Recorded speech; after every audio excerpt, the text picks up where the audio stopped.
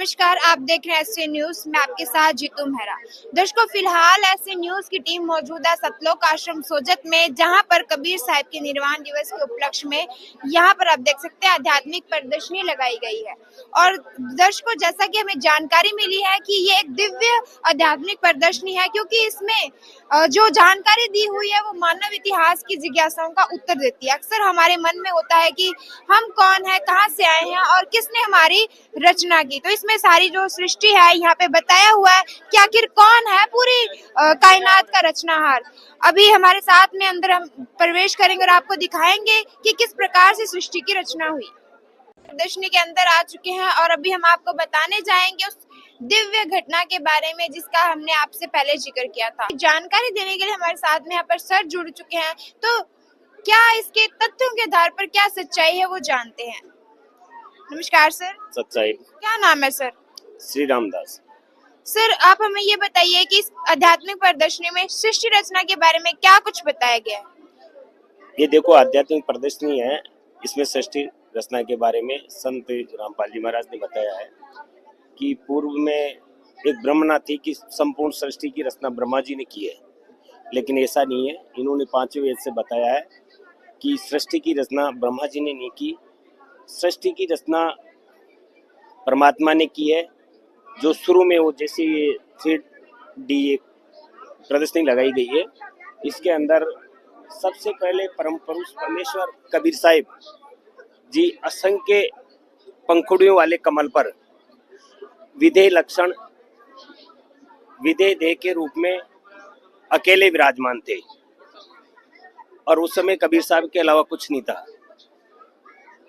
उसके बाद कबीर साहब ने 4 लोकों का निर्माण किया। अपनी शब्द शक्ति से उन्होंने 4 लोकों का निर्माण किया। अनामी लोक, अगम लोक, अलख लोक और सतलोक, 4 लोकों का उन्होंने निर्माण किया। जो इस 3D के अंदर चारों लोक इसमें आपको देखेंगे, वही असंख्य कमल की पंखुड़ी के ऊपर विराजमान है। 4 लोक के बाद उन्होंने चारों लोकों में ही अपना वही पंखुड़ियों के ऊपर कमल की पंखुड़ी पे सिंहासन बनाया। उसमें अनामी लोक में अनामी पुरुष के रूप में, अगम पुरुष लोक में अगम पुरुष के लोक में, अलग पुरुष के रूप में अलग लोक में, और सतपुरुष के रूप में सतलोक के अंदर।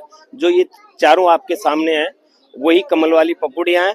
इसमें नरा आकार है, मनुष्य जैसा इनका शरीर है और राजा के समान ही लग रहे हैं, राजा के समान दर्शनीय है। के बाद कबीर साहब ने, जैसे इस प्रदर्शनी में दिखाई दे रहा है ना, मानसरोवर के है, तो मानसरोवर और अपने शब्द शक्ति से 16 द्वीप बनाए हैं। जो इसके अंदर हैं 8 द्वीप, इधर 8 द्वीप दिखाए हुए हैं, 3D कट के अनुसार बनाए हुए हैं, जहाँ कबीर साहब विराजमान है। दर्शकों, वाकई में यहाँ पर बेहद ही अद्भुत तरीके से सृष्टि रचना बताई हुई है। आखिर वो कौन सी अलौकिक शक्ति है जिसने मानव को उत्पन्न किया, जिसने सृष्टि रचना की। आज इस रहस्य पर से पर्दा उठने जा रहा है। आपको बता दें, अभी हमने पीछे देखा कबीर साहिब जी ने सृष्टि रचना किया। सबसे पहले वे अकेले असंख्य पंखुड़ी वाले कमल के ऊपर विराजमान थे। उसके बाद उन्होंने 4 लोकों की रचना की और उसके बाद में उन्होंने उस 4 लोकों में 4 रूप में वे विराजमान हुए। और उसके बाद में उन्होंने अपने एक वचन से, यहाँ पर आप देख सकते हैं, 16 द्वीप की रचना और एक मानसरोवर की रचना की। आप देख सकते हैं यहाँ पर जो महापुरुष दिव्य रूप में बैठे हैं वो कबीर साहिब जी है, और इनके साथ में यहाँ पर 16 द्वीप भी बनाए हुए हैं। वाकई में जो सच्ची घटना थी, उस समय की दिव्य घटना थी, उसको हूबहू यहाँ पर उतार दिया गया है। और अभी हमें गाइड सेवादार आगे जो क्या कुछ घटना रही अब उसकी जानकारी भी हमें देंगे। हाँ जी सर। आगे वाला जो 3D कट लगा हुआ है, इसमें कबीर साहब ने अपनी शब्द शक्ति से, वचन से 16 पुत्रों का जन्म दिया। मतलब वचन शक्ति से इनकी 16 पुत्रों की उत्पत्ति हुई, जिनके नाम है कूर्म, अज्ञानी, विवेक, तेज, सहज, संतोष, सुरति, आनंद, क्षमा, निष्काम, जलरंगी, अचिंत, प्रेम, दयाल, धैर्य, योग, संतायन, और उन्हीं का नाम है योगजीत। तो इस तरह ये 16 पुत्रों की शब्द शक्ति से उत्पत्ति हुई है। तो दर्शकों अभी हमने देखा कि यहाँ पर आप देख सकते हैं कबीर साहिब जी ने 16 वचनों से 16 पुत्रों की सबसे पहले उत्पत्ति की, जिसका यहाँ पर पूरे तरीके से जिक्र दिया हुआ है। बहुत ही अच्छे तरीके से यहाँ पर कट आउट के माध्यम से भी बताया गया है और उसके साथ साथ में यहाँ पर जो विवरण है वाकई में उस समय हुआ था वो सारा कुछ ऊपर यहाँ पर लिखा भी गया है। हाँ जी सर, आगे बताएं। इस प्रदर्शनी में 16 पुत्रों में से अचिंत जो इनके पुत्र थे उनको सृष्टि रचना के लिए कहा इन्होंने कि सत्रों की अन्य रचना करो आप, जो कबीर साहब ने नहीं की थी उसके अलावा जो रचनाएं थी बाकी वो इनको करनी थी। तो उनके पुत्र अचिंत को ये उन्होंने आदेश दिया, जो इसके अंदर कटआउट में साफ दिखाई दे रहा है। ये उनके पुत्र अचिंत है और एक कबीर साहिब है।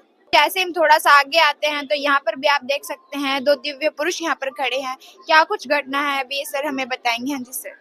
इसमें ये कबीर साहब के पुत्र अचिंत जिन्होंने सृष्टि रचना के लिए अक्षर पुरुष की उत्पत्ति की है, जो इनका उसके अंदर सृष्टि रचना के अंदर सहयोग करेंगे। इसके आगे और भी हैं। अक्षर पुरुष मानसरोवर में स्नान करने गए और कई युग तक जल में ही सो गए। सतलोक में श्वासों का शरीर नहीं है, इसलिए वो जल के अंदर ही निद्रा में हो गए। अचिंत जी की प्रार्थना पर अक्षर पुरुष को जगाने के लिए परमेश्वर कबीर साहिब जी ने मानसरोवर के अमृत जल से एक अंडा बनाया, उसमें एक आत्मा प्रवेश की और अंडे को मानसरोवर में जल में छोड़ दिया, जो आपको बिल्कुल सामने स्पष्ट नजर आ रहा है। ये कबीर साहिब है, उन्होंने जो अंडा बनाकर छोड़ा है वो नीचे पानी में आ रहा है। अब इसके आगे दूसरे 3D कट में है। उसके बाद जल में अंडे की गड़गड़ाहट से अक्षर पुरुष की निंद्रा भंग हुई। उसके कोप यानी क्रोध से अंडा फूटा और उसमें से ज्योति निरंजन अक्षर पुरुष की उत्पत्ति हुई, जो आगे चलकर काल कहलाया। तो ये काल पुरुष है जो अंडे से उत्पन्न हुए। दर्शकों आपने देखा कि सृष्टि रचना किस तरीके से हुई। सबसे पहले 4 लोगों की उत्पत्ति हुई, फिर 16 वचनों से 16 पुत्र उत्पन्न किए कबीर साहिब जी ने। फिर कबीर साहिब ने अपने पुत्र अचिंत को सतलोक की अन्य रचना करने के लिए कहा। तो अचिंत जी ने अपनी सहायता के लिए एक अक्षर पुरुष की उत्पत्ति की और अक्षर पुरुष जब वहां पर मानसरोवर में स्नान के लिए गए तो कई युगों तक वहीं पर सो गए। उसके बाद में उन्होंने कबीर साहिब जी से प्रार्थना की। कबीर साहिब जी ने वहां पर मानसरोवर के जल से एक अंडा बनाया और उसमें एक आत्मा प्रवेश कर दी।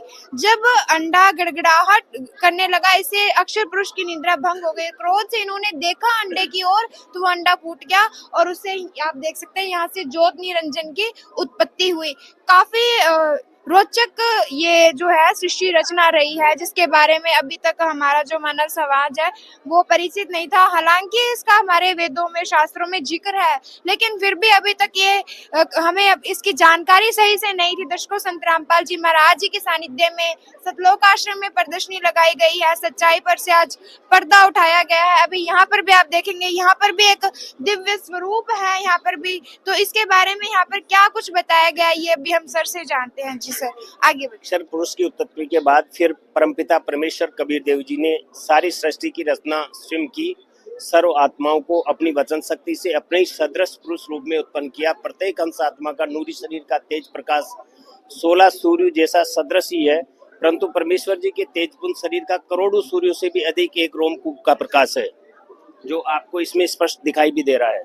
दर्शकों आज तक हमने सुना था कि भगवान निराकार है, उनका कोई भी रूप नहीं है। कोई कहता है एक ज्योति है तो कोई कुछ, लेकिन यहाँ पर एक अलग ही सच्चाई जानने को मिली है कि भगवान मानव सदृश है, जिनके एक रोमकूप का प्रकाश 16 करोड़ सूर्यों जैसा है। तो यहाँ पर भी आप अगला देख सकते हैं, यहाँ पर 3D एक और कटआउट है, तो इसके बारे में भी जानकारी लेते हैं। इस कटआउट में दिया हुआ है कि परमेश्वर कबीर साहिब जी के आदेश से अचिंत जी, अक्षर पुरुष और ज्योति निरंजन तीनों एक ही द्वीप में रहने लगे थे। कुछ समय के बाद ज्योति निरंजन काल ने अलग स्थान पाने के लिए एक पैर पर खड़े होकर के 70 युग तक तप किया, जो इस प्रदर्शनी में ये साफ दिखाई दे रहा है कि इन्होंने 70 युग तक तप किया है। वो कबीर साहिब है, वो सामने खड़े हैं। जब कबीर साहिब ने पूछा, परमात्मा ने पूछा कि आपने किस लिए कर रहे हो, तो परमेश्वर कबीर साहिब जी ने ज्योति निरंजन की इच्छा अनुसार 70 युग तप करने के फलस्वरूप ने 21 ब्रह्मांड दे दिए। तो 21 ब्रह्मांड इसमें ये साफ नजर आ रहे हैं। सतलोक के अंदर ही ये 21 ब्रह्मांड है, जो ज्योति निरंजन को 70 युग तप करने के पश्चात परमात्मा ने दे दिए थे। अगला जो 3D कट है, इसके अंदर फिर ज्योति निरंजन ने मन में एक इच्छा है कि इन ब्रह्मांडों में रचना करने के लिए सामग्री चाहिए, इसलिए उसने दूसरी बार 70 युग तक एक पैर पर खड़ा होकर तप किया। ज्योति निरंजन को तप करते देखकर उस पर मोहित होती हुई हंस आत्माएं, जो आपको सतलोक में दिखाई दे रही है, पीछे जो कटआउट के पीछे हैं, ये सारी हंस आत्माएं हैं जो सतलोक के अंदर हैं, इनको आप देख सकते हैं। तो ये क्या कि ज्योति निरंजन पे जो मोहित हो गई।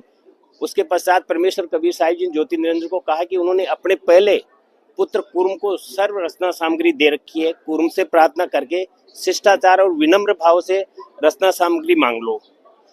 जब ये रचना सामग्री मांगने के लिए गए तो ये इससे नेक्स्ट इस कटआउट के अंदर है, जब ज्योति निरंजन कूर्म की जी के पास गया उस समय कूर्म जी ध्यान अवस्था में थे, जो लग रहे हैं सामने उनकी ही तस्वीर है।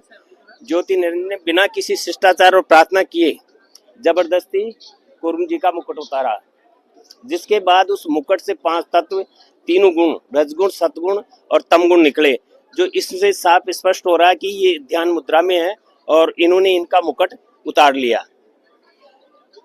इसके पश्चात नेक्स्ट जो प्रदर्शनी में कटआउट लगे हुए हैं, इसमें 21 ब्रह्मांड में रचना करने वाले ज्योति निरंजन ने सोचा कि यहाँ कुछ आत्माएं भी होनी चाहिए, अकेले का मन नहीं लगेगा, इसलिए ज्योति निरंजन काल ने तीसरी बार 64 युग तक तपस्या की, तप किया और एक पैर पर खड़े होकर के ज्योति निरंजन को तप करते देखकर उसे सारी आत्माएं मोहित हो गई, जो इनके पीछे हैं वहां आत्माएं थी वो मोहित हो गई।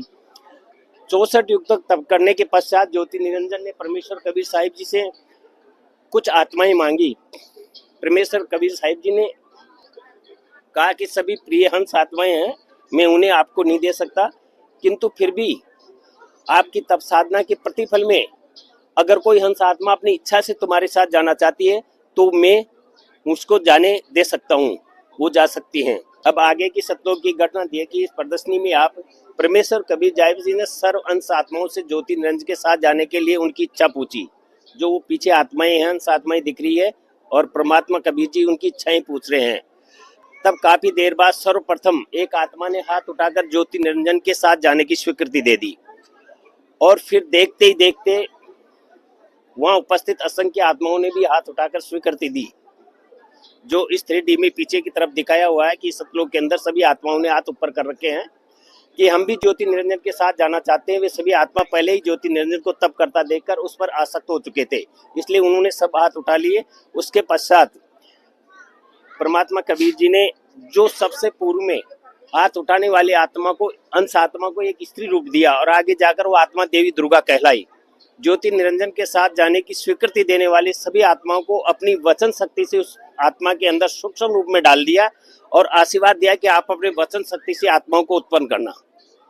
मतलब कि जो भी अंश आत्माएं यहाँ आना चाहती थी उनको ये वचन शक्ति से लड़की की उत्पत्ति की, उनकी अंश आत्मा की, और उसके अंदर प्रवेश करवा दिया कि आप अपने वचन शक्ति से है ना जो इन आत्माओं को वहां जाकर के और जैसे इनको जरूरत हो वैसे जन्म देना है।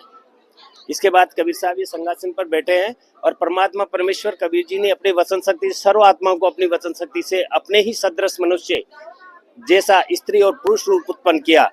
प्रत्येक अंश आत्मा के शरीर का तेज प्रकाश 16 सूर्य जैसा समान सदृश्य है, परंतु परमेश्वर जी के तेजपुंज शरीर का करोड़ों सूर्य से भी अधिक एक रोमकूप का प्रकाश है, जो इसके अंदर आपको स्पष्ट दिखाई दे रहा है कि 1 करोड़ सूर्य 1 करोड़ चंद्रमा की जितनी रोशनी होती है उतनी परमेश्वर के एक रोमकूप की रोशनी है।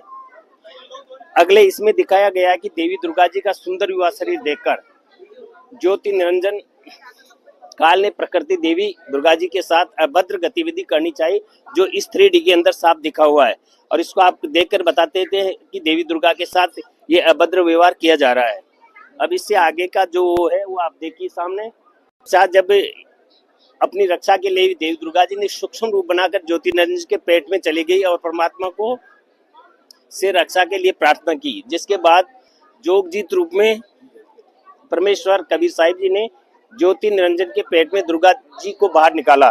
जो ये देख रहे हैं ये परमात्मा के रूप में ज्योति जोगजीत जी हैं और वो काल पुरुष हैं जिन्होंने उनको निगल लिया है और वो उनके पेट में स्पर्श दिखा रहे हैं, जो इन्होंने आकर के उनको बाहर निकाला है। और यही परमात्मा की वाणी में भी लिखा हुआ है कि बहनी से बेटी बई, बेटी से बई नार, नारी से माता बई, मनसा लहर प्रसाद, ये सृष्टि रचना है। इसके बाद अगला जो 3D कट अपन देखेंगे उसमें साफ लग रहा है कि परमेश्वर कबीर साहब जी ने अपने पुत्र जोगजीत के रूप में ज्योति निरंजन की इस अभद्र हरकत को कारण ज्योति निरंजन और देवी दुर्गा को 21 ब्रह्मांड सहित सतलोक से निष्कासित कर दिया और तभी से ज्योति निरंजन का नाम काल रख दिया और वो अब काल नाम से ही जाने जाते हैं। अगले 3D के अंदर ये साफ दिखाई दे रहा है कि ज्योति निरंजन और जो माँ दुर्गा है वो 21 ब्रह्मांडों के साथ 16 संख दूर चले जाते हैं, सतलोक से 16 संख की दूर पे जाकर के और ठहरते हैं। जो इसमें देखो 21 ब्रह्मांड है और माँ दुर्गा है और ये काल ब्रह्म है। सतलोक से 16 ऊपर सतलोक आपको दिखाई दे रहा है और उससे ये 16 संकोच की दूर पे आकर के रुक गए हैं। अब इसके साथ ही जब आगे का ये सतलोक से निष्कासित होने के बाद ज्योति निरंजन का रूप बदल गया, जो आपको स्पष्ट दिखाई दे रहा है कि पहले बिल्कुल 16 सूर्य के समान इनका प्रकाश था, वो बिल्कुल ब्लैक कलर में हो गया है। ज्योति निरंजन और देवी दुर्गा जी द्वारा 21 ब्रह्मांडों की सृष्टि संचालन के लिए 3 पुरुषों ब्रह्मा विष्णु और महेश जी की उत्पत्ति की और उन्हें अचेत कर दिया, अचेत करके उनको सुला दिया। उसके बाद जब ये युवावस्था में होंगे तब इनकी चेतन अवस्था से बाहर आएंगे।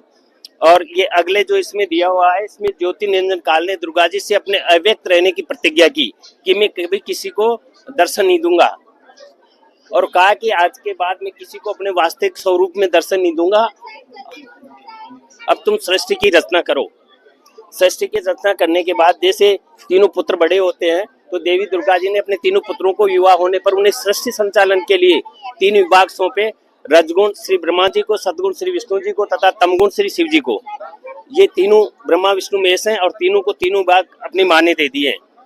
माँ ने इनको तीनों विभाग देने के बाद नेक्स्ट जो इस प्रदर्शनी में 3D कट लगाया हुआ है, इसमें फिर से देवी दुर्गा जी ने 3 देवियां सावित्री, लक्ष्मी और पार्वती जी को उत्पत्ति की। सावित्री जी, लक्ष्मी जी, पार्वती जी सामने हैं और तीनों पुत्र इनके सामने हैं।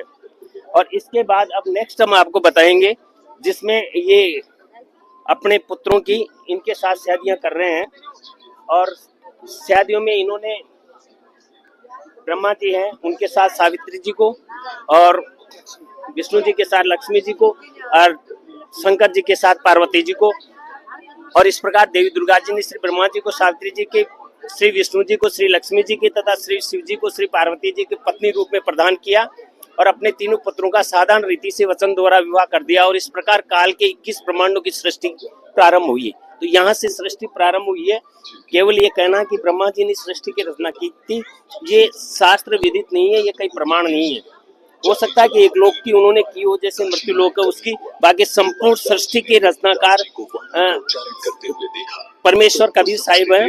और ये सारी हमारे सामने ये देखो, ये इधर श्री अमरगंज साहिब है जिसके आधार पे संत रामपाल महाराज जी ने बताया है और इसी में लिखा हुआ है। इसको 5वां वेद है, इसमें माना जाता है कि 5 वेद नहीं हुआ करते हैं, लेकिन अब ये शास्त्रों में प्रमाणित है कि 4 वेद ब्रह्मा जी के हाथ में है और 5वां वेद परमात्मा ने खुद रखा था।